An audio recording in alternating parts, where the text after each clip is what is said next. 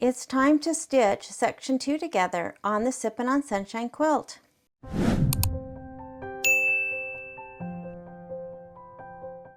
I have all of my section 2 pieces done. I'm just going to pull them out of their little packets and start sewing these together. Of course, this is super easy, but I thought it's always fun to see how everything comes together.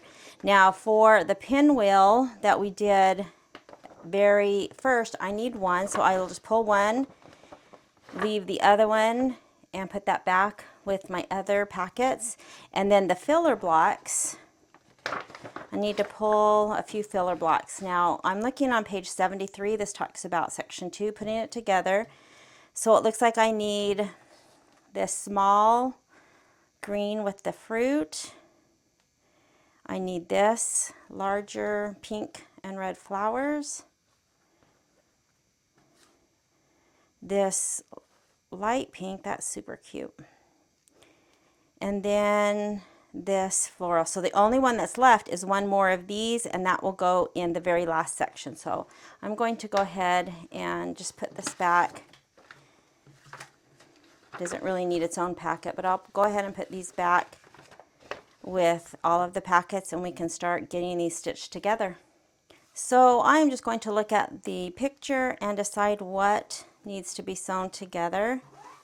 So it looks like the bird and the hat will be sewn together.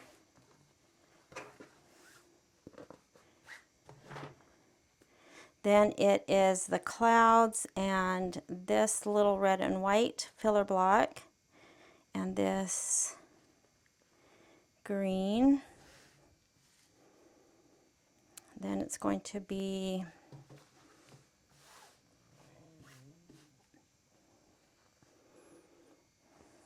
the Sippin' on Sunshine, the pinwheel, and the lemon. I love that. Then my nemesis, the grapes, the border.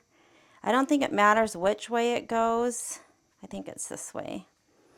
Then this filler block and the soda bottle. So it's easy to tell at first what needs to be sewn together. So I'm just going to put right sides together. Now, while I don't need to clip these because, you know, this is just a tiny little seam, I clip them so that I don't have to get to my sewing machine and say, oh, well, which way do I need to sew these? That I know which way to sew them. So while, again, you don't have to pin them or clip them, I'm going to sew. I know what I have and what seam to sew, and it just keeps them together ready to go.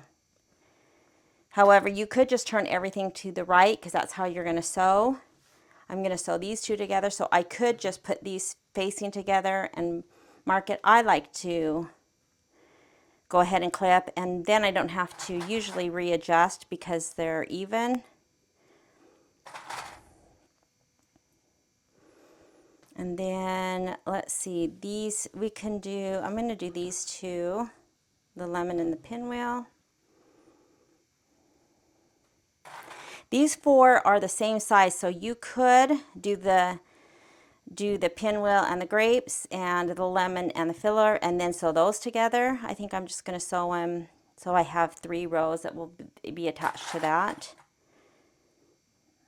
But there's a couple ways to do these.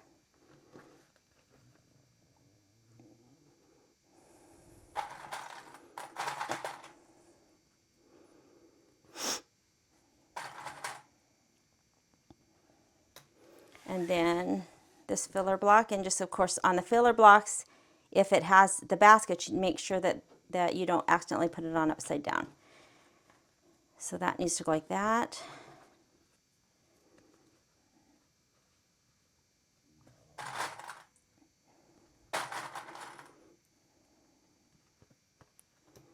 And then I'll sew these and then come back and attach those two. Now I do want to make one note that I don't think I've ever talked about in all of my Kimberbell projects where I've taken out the stabilizer from the seam allowance. So if you look on this filler block, I left the muslin in because of that quilting traveling into the seam allowance. Now technically I probably could have taken it out of the top and the bottom because there was no quilting in that part, but I just left it. If there was any in the seam allowance, I just left all of it. So when I sew, that just, you know, sews pretty nice, but it leaves stabilizer, an extra layer in the seam allowance. The blocks that I take out, if this is new to you, these aren't stitched down because, of course, the only thing holding the stabilizer to the fabric is the quilting. So you can see right here how that's kind of open. So when I first started Kimberbell, when I first started their projects, sometimes this gets caught, not really caught, but it kind of bends up. I don't know, that's not even the right term. When you're sewing, because you're sewing right next to that. And so at first I didn't really like that because I thought it was kind of getting in the way of sewing a nice even stitch, because sometimes this, you know, isn't flat like this side. And so I know a lot of people do all of their blocks like this. They never trim the stabilizer, and it probably would make it easier to sew.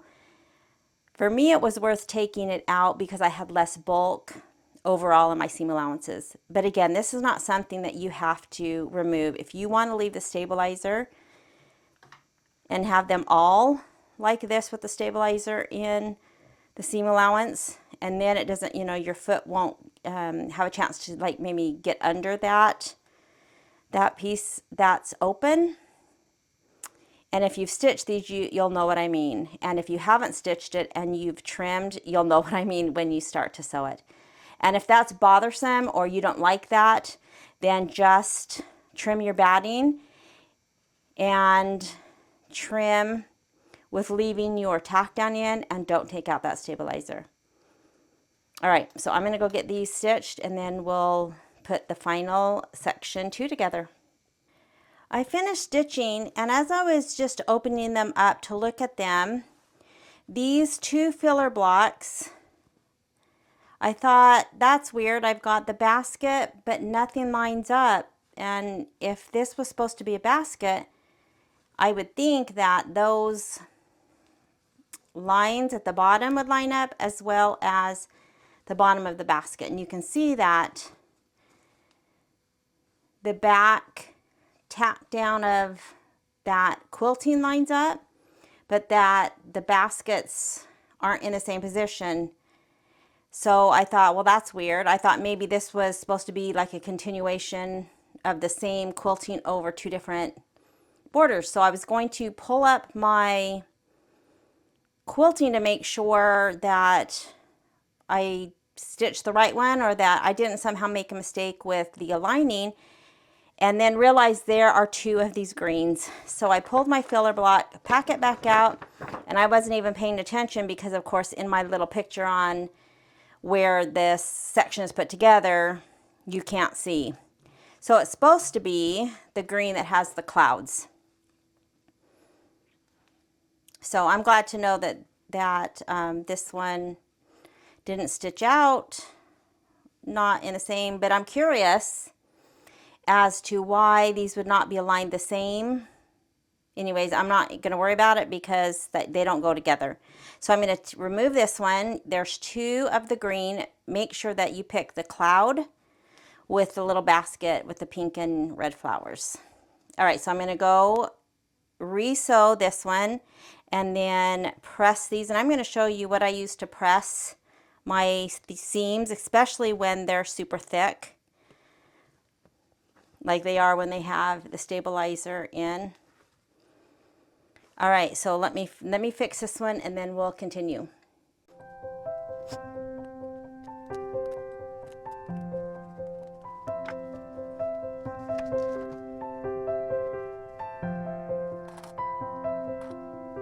So I wanted to bring up my 2x4 and my 4x4 design, even though they were not supposed to be sewn together. To me, the baskets should be lined up, and I thought maybe I made a mistake, but you can see that no, the quilting is different. So you can see how the 4x4 is lower, and that's probably, I'm assuming, because there's a basket on top, but it's 4 inches tall, which is the same as the other one. The other one is 2x4 and this one is 4x4. It seems like they should line up on the bottom. I guess they figure if you're doing a 2x6, which would be these two together, that you would just use a 2x6. But anyways, I find that interesting that they're not situated the same place on the block. This one is closer to, you can see that inner orange square, and this one is much higher. I find that very interesting. Anyways, so it's nothing that I did, and those blocks weren't supposed to go together, but that's interesting. All right, so I sewed the other together, so let's go ahead and press. When I press seams, if there's a lot of seams, for example, like you're doing a quilt block or seams that have a lot of thickness, I like to use this little strip stick. I've shown this several times. I got this from an online quilt shop. However, there is a website for the strip stick. And it's a piece of kind of a rounded wood molding, I assume, something like oak, something super hard. And then I can feel that it has batting and then this cover of muslin. And so I like this when I do a quilt block that has lots of maybe other seams. It kind of elevates the seam that you're pressing so that you don't mess up the other seams. And for something like Kimberbell, it helps to really press because this is super hard versus a wool mat. If I try to press super hard, it just kind of gives and sinks into the wool mat. And with this, I can press and try to get all these layers as flat as I can against this wood. So what I'm going to do is put a little best press.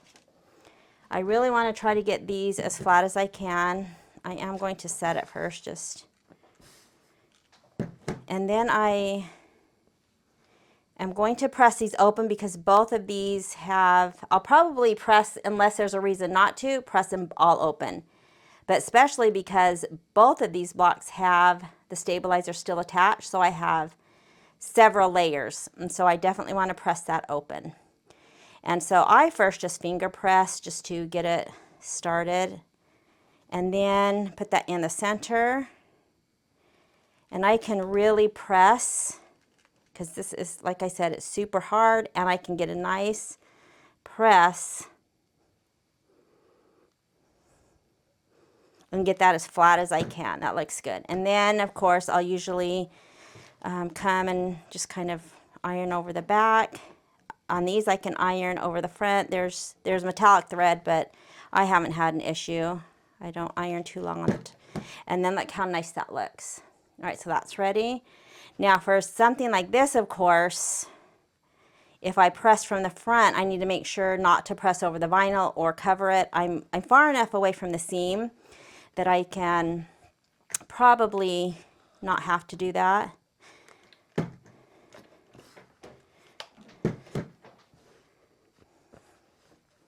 But I am going to go ahead and just press all of these open. And you can see that layer of muslin that's still in the seam allowance just is an additional layer in the seam. This one does not have that because I've cut it out. So it's just personal preference really on how you choose to do those seams. And you'll find a way that works for you, that you like. And I do know that a lot of people will say not to press open if you're going to stitch in the ditch. I stitch in the ditch, and I usually, probably 90% of the time, will press open. I haven't had a problem, but these are all just, wall hangings. They are not quilts that will be, washed over and over. And so I'm okay to press open. However, that's, I think, what the quilt police would tell you not to press open if you're going to stitch in the ditch. All right, here's another one here's one that I cut. Remember my nemesis, the grapes. I did so many things, not like I normally do. So normally I would have had the stabilizer all in this block because it has quilting that goes into the seam. So I have some stabilizer here and I have some here. Anyways, this one was a mess, but you know, you live and learn. So I'm going to just still press that open.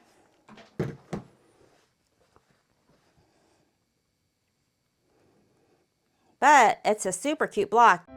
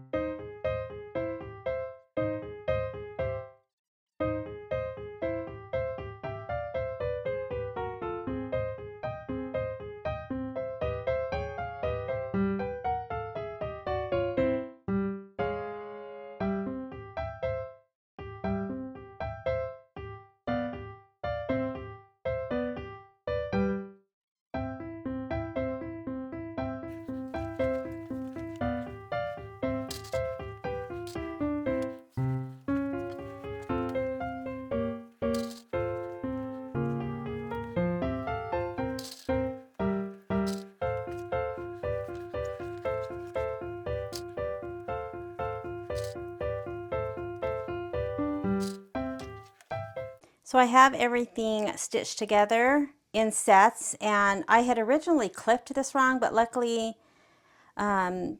noticed that before I stitched together. I had these two filler blocks on top, but I luckily caught it.